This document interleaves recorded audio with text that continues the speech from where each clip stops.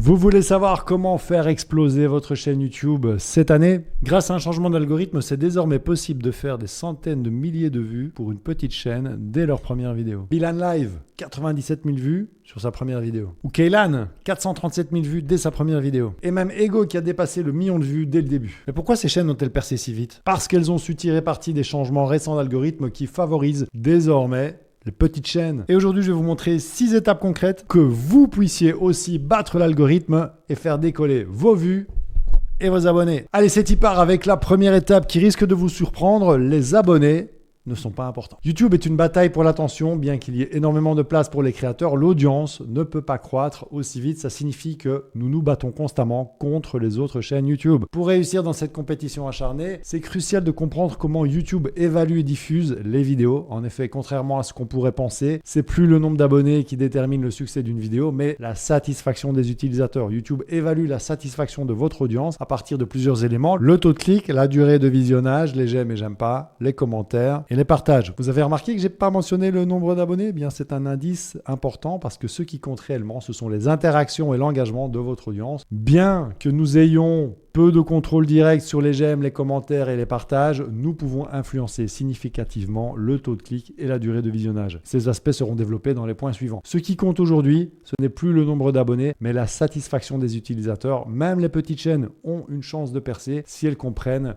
et exploitent ces mécanismes. Tous ces critères d'évaluation, taux de clic, durée de visionnage, j'aime, etc. définissent la qualité de votre vidéo pour un certain type d'audience. Si cette première audience apprécie votre vidéo, ça influencera l'algorithme à diffuser votre vidéo à une audience similaire mais plus large. YouTube compare ensuite ces statistiques à celles d'autres vidéos sur le même sujet et décide si votre vidéo mérite d'être mise en avant. Quand on se compare à de très grosses chaînes YouTube, c'est vrai que ça peut faire peur, mais la bonne nouvelle, c'est que YouTube vous donne une chance, même si vous êtes une petite chaîne en développement. C'est pas une bonne nouvelle, ça? Todd Beaupré, qui gère l'algorithme YouTube, l'a expliqué dans une interview. We have a team that is specifically focused on this challenge of trying to identify audiences for creators that are just getting started. Ça signifie qu'il y a une équipe dédiée aux petits créateurs et aux chaînes qui viennent de démarrer, mais c'est pas fini, on l'écoute. With those videos and channels, we do need to try some different approaches, the title, the description. Petit clin d'œil à tous les experts YouTube qui vous disent que le titre et la description ne servent à rien. Todd Beaupré vient d'expliquer qu'il faut se concentrer sur le titre et la description pour que vos vidéos soient proposées. Écoutez-le maintenant annoncer cette excellente nouvelle pour les chaînes en développement. It's a metric we track, how many new creators are succeeding on the platform. We're very focused on that. We care a lot about it because we do believe that there's a lot of opportunity there with new creators coming along with new ideas all the time, and we want to help those creators be successful. On voit que YouTube veut vraiment donner une chance aux nouveaux créateurs. C'est une opportunité à saisir. Prenons l'exemple de Sophie Winkler. Elle a fait 362 000 vues sur une vidéo publiée le 8 décembre 2023 alors qu'elle était à ce moment-là à 3200 abonnés. Tous ceux qui pensent que YouTube est saturé, que c'est trop tard, qu'il n'y a plus de place pour les nouveaux créateurs, c'est faux. Un autre exemple inspirant, c'est celui de la chaîne Ego qui a explosé dès la première vidéo avec plus d'1 million de vues. Et cette vidéo, elle est récente. Elle n'a pas été faite il y a 10 ans. Donc même avec une petite chaîne YouTube, vous pouvez percer si vous comprenez les mécanismes de l'algorithme. Et c'est justement ce qu'on va voir dans l'étape suivante. Ciblez votre audience principale avec des sujets pertinent. Avec plus de 500 heures de vidéos publiées chaque minute, c'est essentiel de cibler votre audience principale avec des sujets pertinents pour réussir sur YouTube. YouTube ne choisit pas manuellement les vidéos qui plairont le plus à chaque personne. À la place, il regroupe les utilisateurs dans ce qu'on appelle des profils d'audience, déterminés par leur comportement sur la plateforme, les mots qu'ils cherchent, ce qu'ils commentent, aiment, regardent jusqu'au bout. Par exemple, j'envisage d'aller vivre à Panama City. J'ai fait beaucoup de recherches sur l'expatriation au Panama. Maintenant, ma page accueil YouTube, elle est remplie de vidéos sur Panama City. YouTube va vous suggérer des contenus en fonction de votre historique de visionnage. Mais la grande différence aujourd'hui, c'est qu'aujourd'hui, YouTube ne recommande pas que les grosses chaînes avec beaucoup d'abonnés, mais il recommande aussi des chaînes plus petites, moins d'abonnés, des chaînes en développement, quoi. Tant que le sujet est pertinent, que vous regardiez de la boxe française, de la guitare acoustique, des courses de voiture, l'algorithme de YouTube fonctionne mieux quand une chaîne se concentre sur un profil d'audience spécifique. Ça diminue les frictions d'audience car l'algorithme sait quelle vidéo recommander à qui. Cependant, on voit beaucoup de youtubeurs avoir beaucoup de passion et qui veulent partager un petit peu toute leur passion sur leur chaîne. Et c'est un peu ici que le problème survient. Une chaîne qui est trop variée peut diluer son impact. Une chaîne qui ne fait que du contenu sur un sujet spécifique, par exemple Marcel ici, qui s'est spécialisé dans les camping-cars, eh bien cette chaîne a plus de chances de toucher une audience dédiée. En revanche, une chaîne qui parle de tout, comme c'était le cas sur ma première chaîne YouTube, qui est un mélange de composition originale, de reprise à la guitare, de tutoriels, de passages TV, de clips musicaux, eh bien ça risque de ne pas satisfaire pleinement un profil d'audience spécifique. Ça rend plus difficile pour YouTube de recommander les vidéos à la bonne personne. Alors comment faire pour trouver son audience? Vous choisissez un sujet précis, pensez à ce que vous aimez, ce que vous connaissez bien. Par exemple, si vous aimez cuisiner, concentrez-vous sur la pâtisserie française. Si vous aimez le camping ou la vie nomade, spécialisez-vous dans les camping-cars. Donc vous voyez qu'on essaie quand même d'être spécifique. Imaginez aussi votre audience. Qui pourrait aimer vos vidéos? Les adolescents, des adultes? Et ces personnes-là,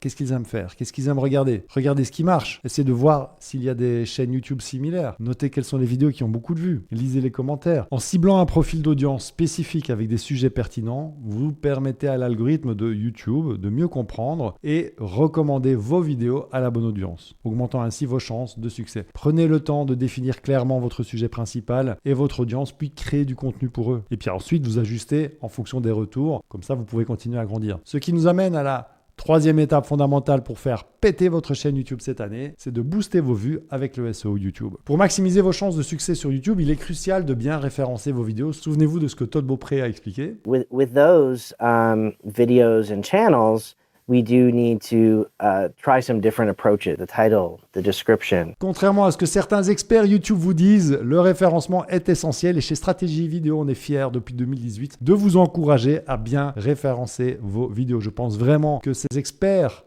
YouTube vous induisent en erreur, ils disent que les tags ne servent à rien, que la description est inutile. Alors c'est vrai que les tags ont moins d'importance aujourd'hui, c'est sûr, mais ils prennent moins d'une minute à remplir. En revanche, le titre et la description, là on sait que ça a vraiment une influence majeure. Et puis ma question elle est simple, si vous ne donnez pas d'infos à YouTube, comment vont-ils savoir de quoi parle votre vidéo? Si vous voulez que YouTube fasse un pas vers vous, il faut faire un pas vers YouTube. Ça signifie pas que vos vidéos feront automatiquement des vues parce que vos mots-clés sont excellents. Beaucoup de personnes, surtout les nouveaux créateurs, ne comprennent pas comment le faire de manière efficace, mais les mots-clés vous aideront à obtenir vos 1000 premiers abonnés YouTube. Todd Beaupré, qui gère l'algorithme chez YouTube, souligne l'importance des mots-clés pour les petites chaînes. C'est également ce que je dis à mes élèves depuis 2018 et on a plus de 2000 élèves aujourd'hui. L'outil que je vous conseille pour bien travailler vos titres, vos descriptions, vos mots-clés ou même pour trouver des idées de vidéos, c'est vidIQ. Vous pourrez utiliser le coach IA. C'est comme ChatGPT, sauf qu'il est directement relié à votre chaîne et à toutes vos données. Et en plus, il est entraîné pour être vraiment pertinent sur YouTube. Vous allez voir, c'est vraiment pas mal. L'assistant IA va vous proposer des idées de vidéos directement en lien avec le thème de votre chaîne, mais aussi des titres et des descriptions optimisées. Pour trouver des idées de vidéos qui font des vues et vous permettre d'arriver rapidement à 1000 abonnés, il y a deux grandes approches sur vidIQ. L'approche via l'onglet Keywords. Vous commencez avec un mot-clé large qui a du sens pour votre idée de vidéo. Ça vous donne des idées de vidéos sur lesquelles il y a déjà un beau volume de recherche et pas encore trop de concurrence. Et ça, vous l'avez en un clic. La prochaine étape pour péter sur YouTube cette année quand on a une petite chaîne, c'est de gagner le clic. YouTube vous donne une opportunité d'être vu à travers les impressions. C'est le nombre de fois que YouTube montre votre vidéo aux utilisateurs de la plateforme. C'est une forme de chance que YouTube vous donne pour prouver que votre vidéo mérite d'être vue. C'est plutôt généreux de la part de YouTube parce que c'est un test. YouTube suggère votre vidéo sans savoir si les utilisateurs vont cliquer dessus. Et sur les 3 derniers mois de la chaîne, nous avons eu 11,6 millions d'impressions. A-t-on pour autant eu 11,6 millions de vues? Non, parce qu'il faut que les gens cliquent sur les vidéos qu'ils voient. C'est le taux de clic par impression. Dans notre cas, c'est 7,2%. Vous voyez qu'au final, ça donne 1,4 million de vues. Ces impressions existent pour tous les créateurs, petits, moyens, grands. Vous allez aussi avoir des impressions pour vos vidéos. Et votre objectif, c'est que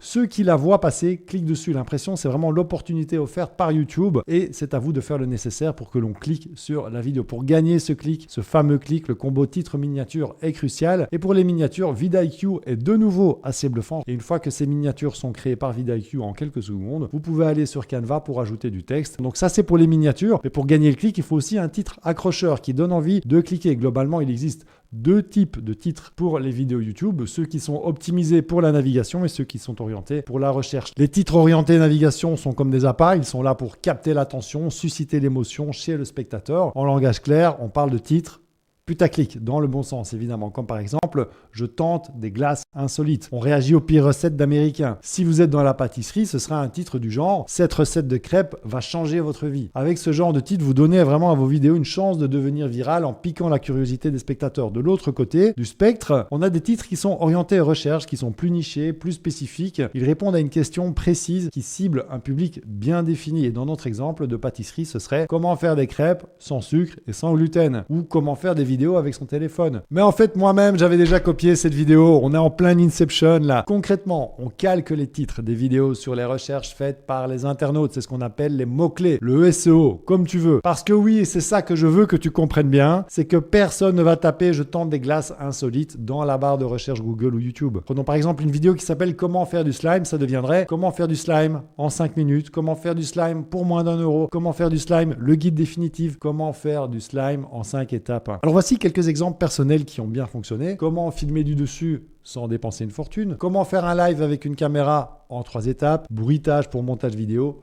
que vous allez adorer. Pour aller encore plus vite, vous pouvez utiliser le coach vidIQ, encore lui, dans sa version avancée et lui demander « Peux-tu écrire 5 idées de titres accrocheurs pour ma nouvelle vidéo ?» Et en quelques secondes, c'est prêt. Le guide ultime pour débutants, astuces et outils indispensables, secrets de tournage, techniques créatives. Une fois que vous avez fait un pas vers l'algorithme avec un bon titre, une bonne description, une bonne miniature, vous gagnez le clic tant convoité. La prochaine étape pour péter sur YouTube cette année, c'est de mettre le paquet sur votre intro. Beaucoup de personnes vont commencer à regarder votre vidéo, mais combien vraiment vont aller jusqu'au bout? Vous seriez surpris de voir combien de spectateurs vous perdez dès les premières secondes. C'est courant de ne plus avoir que 50% des spectateurs après 13 ou 14 secondes. Et j'ai un conseil en or pour diminuer les pertes de spectateurs. Bien, normalement, je demande 15 000 € pour partager ces conseils, mais aujourd'hui, je suis en forme, je vais le faire gratos. Le plus important pour diminuer les pertes de spectateurs, c'est de créer une intro canon. Les 30 premières secondes de votre vidéo sont absolument cruciales. Si vous avez la flemme d'écrire une intro percutante ou que vous êtes simplement à court d'inspiration, j'ai la solution pour vous. C'est BrainTube, un outil innovant basé sur l'intelligence artificielle qui ne se contente pas d'écrire une intro captivante pour vous, il s'occupe aussi du reste du contenu, le tout spécialement conçu pour YouTube. Et le meilleur dans tout ça, c'est que c'est entièrement gratuit avec BrainTube. Fini les heures passées à réfléchir à la structure de votre vidéo et en quelques secondes, vous obtenez un script prêt à l'emploi, une intro captivante, une trame solide pour votre contenu et une conclusion mémorable. Tout est là. Plus de blocage devant la page blanche, plus de perte de temps. Les canevas proposés par BrainTube sont complets, intuitifs et vous offrent une base solide tout en vous laissant la liberté de créer. Je vous recommande vivement d'essayer BrainTube. Vous allez voir, c'est un game changer et personnellement, je trouve que les résultats obtenus surpassent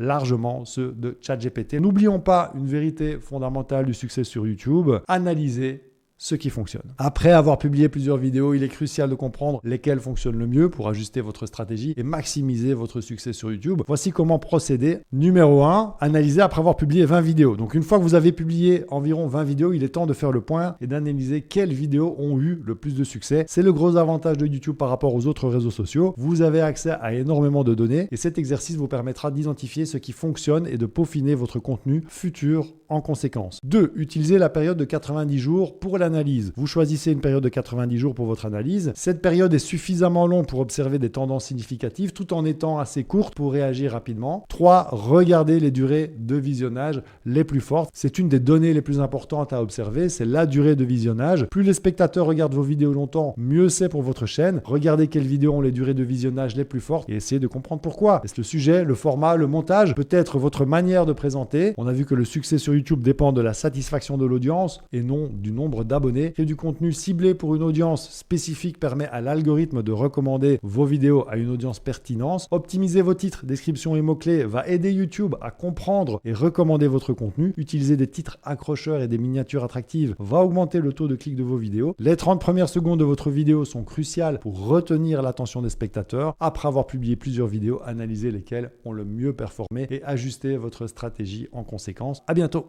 Ciao!